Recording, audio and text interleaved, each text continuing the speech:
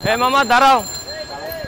Okay guys, alright back to another video with this. So guys, আজকে আমি চলে আসি হচ্ছে আবার একটা রোস্টিং ভিডিও নিয়ে। সো গাইস, 16-17 দিন, মনে হয় আজকে ধরে 18 দিন হবে বা এরকম 18 দিন বা 17 দিন এরকম দিন ধরে ভিডিও বানাইনি। সো আজকে আমি দেখো দেশের অবস্থা তো অনেক খারাপ, যার কারণে সেরকমভাবে ভিডিও বানাইনি। আর দেশের পরিস্থিতি আমি সবসময় দেখতেছিলাম। সো ওকে, আজকে ভিডিও বানাচ্ছি, লেটস স্টার্ট। সো আজকে আমি ভিডিও বানাবো হচ্ছে যে কি বলে আমি যেসব নিয়ে বেশিরভাগ ভিডিও বানাই কাপল ভ্লগার। সো অনেক কাপল ভ্লগার যাদের কি বলে আন্দোলনে কোনো অবদান নাই, কিন্তু তারা ভণ্ডামি করে। বাংলাদেশের সব সেলিব্রিটিরা মিলে জমকাল অনুষ্ঠানের মধ্যে দিয়ে শুরু করে দিলাম আরেক সাবিরের সেলুনের উদ্বোধন। আর এই অনুষ্ঠানের মাধ্যমে কিন্তু বাংলাদেশের সব সেলিব্রিটিরা একসাথে হয়েছে। 14-15 তারিখের ওইদিকে যখন সারা দেশে একবারে সেই পরিমাণে আন্দোলন হচ্ছে, তখন এই জান্নাত তোহা আরও বাকি সেলিব্রিটি মানে অনেকে এখানে এরা সেলিব্রেট করতেছে, আনন্দ করতেছে, ঘুরতেছে। তারপর 17 তারিখে জান্নাত তোহার ব্লগস থেকে এই ধরনের একটা পোস্ট আসলো। দেখো এরা যে ছাত্রদের সাপোর্ট করবে বা কোনো কিছু বলবে, এই ধরনের এদের কোনো কিছু বলা নাই। সাধারণত একটা ছোট পোস্টও এরা করেনি। তাহলে ভাবো এই ধরনের এরা লোক। দেশ স্বাধীন হওয়ার পর তো অনেক জায়গায় আমরা দেখতেছিলাম না কি বলে চুরি হচ্ছে, ডাকাতি হচ্ছে, তারপরে ছিনতাই হচ্ছে। এইসব দেখে জান্নাত তোহা এরা রাতে ভিডিও বানাচ্ছে। দেখো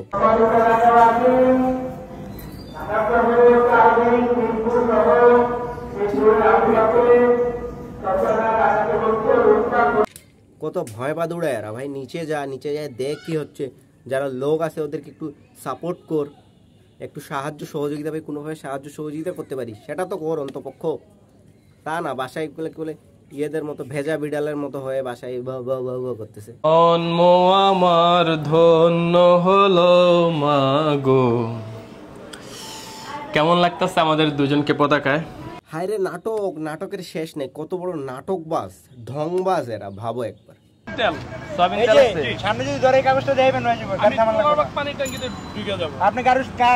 আন্দোলন তো করেইনি, সাপোর্ট যে করবে সেটাও করেনি। আর দেখো দেশ স্বাধীন হয়ে গেছে, এখন স্টুডেন্টরা ট্রাফিক মেনটেন করতেছে। ওইখানে যায় এখন সিম্পেথি পাওয়ার জন্য, ভিডিও বানানোর জন্য, ওখানে যায় এখন ট্রাফিক মেনটেন করার জন্য কাজে লাগছে। কত বড় বকাচোদা, কত বড় এরা চুতিয়া, ভাবো একবার। আর কত বড় ভয়বাদুরা। আন্দোলনের সময় এত বড় আন্দোলন হয়ে গেল, এত কিছু হয়ে গেল, তখন কোনো এদের পাত্তা খবর নাই। আর এখন দেখো ভিডিও বানাচ্ছে, ভিডিও আপলোড করতেছে, কত বড় চুতিয়া।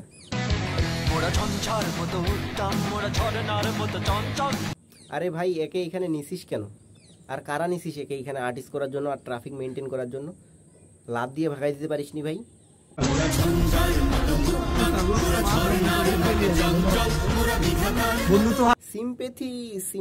সিম্পেথি পাওয়ার জন্য, একটু ভিডিও বানানোর জন্য, কন্টেন্ট বানানোর জন্য কি করতেছে এই বকাচোদাটা।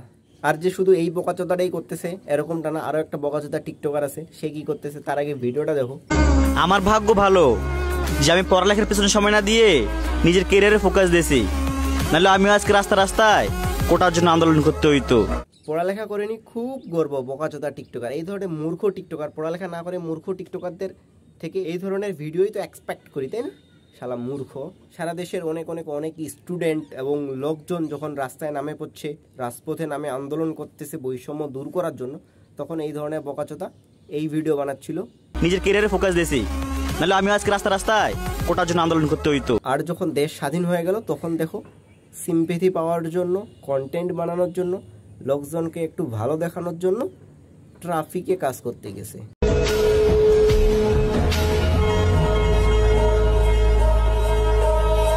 এই কাজ করে না তুই এটা মনে করিস না যে লোকজন তোকে ভালো বলতেছে, লোকজন তোকে সম্মান করতেছে। ভাই লোকজন তোকে ঘৃণাই করতেছে, আর তোকে ঘৃণাই করবে, কারণ তুই চুতিয়া ছিলি, চুতিয়া আসিস, আর তুই চুতিয়াই থাকবি। ওকে গাইস, আজকে ভিডিও এখানে এন্ড করি। আবার দেখা হবে নেক্সট ভিডিওতে। তুমি দুশ্মনী যে খেলো। Okay bye bye, see you next video. Okay bye bye, tata, see you, bye by.